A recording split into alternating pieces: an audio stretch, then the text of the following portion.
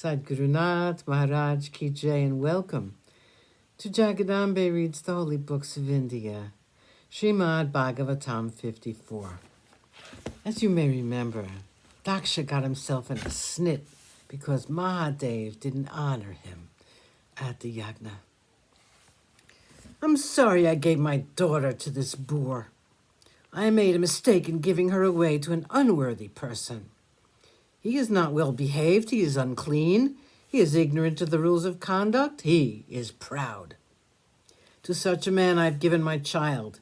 It is like teaching the Vedas to the unfit to pronounce them.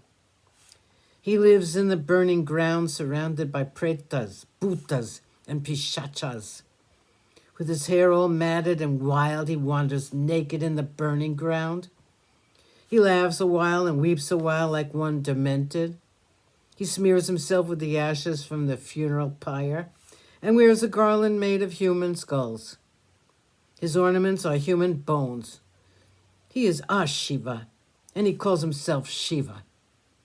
He is full of tamas, the worst of the three gunas, and he's swollen with pride. As for his attendants, they are also afflicted with the same qualities. My father Brahma asked me to give my sati to him, and so I gave her to him. I regret it now.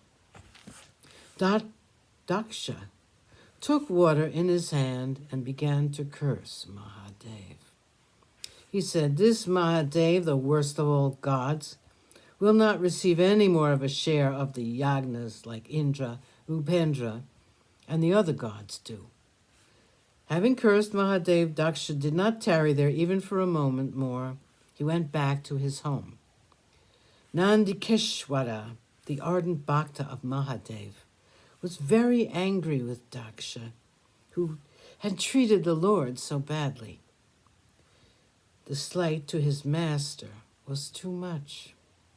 He got up and said, this Daksha is a fool. He thinks so highly of himself that he has forgotten who Mahadev is.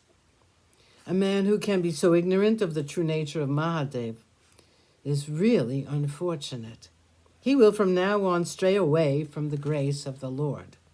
He is no better than an animal, which lives only for the gratification of its hunger and thirst. Daksha is therefore like a goat which has no intelligence. He will hereafter have the head of a goat. As for the rishis who were silent when Daksha pronounced the curse on Mahadev, they will also suffer for this.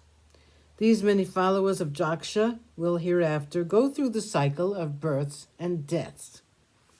They will forget their real selves, and their minds will be turned away from the Brahman. They will become engaged in tasks associated with worldly desires and the gratification of them. They will get so much involved in the rituals that they will lose their love for discipline, tapas.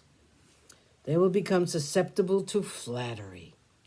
And with their minds clouded by ignorance, they will get involved in worldly things.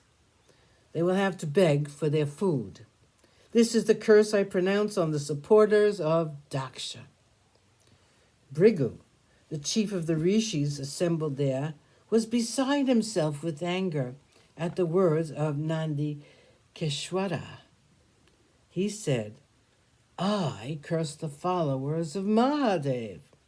Those who worship him, those who consider him to be great, will hereafter be called pashandis, hypocrites.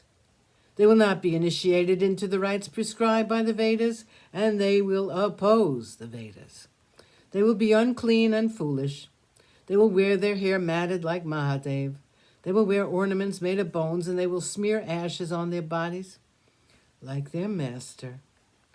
They will drink sura, since they have condemned the Vedas, which form the basis of the four ashrams, and that of society. They will move in a world indifferent to the rules of society. They will earn the contempt of the world because of the nefarious methods with which they perform worship. Sadgurunath Maharaj Ki Jai. Thank you for coming. I hope you come again.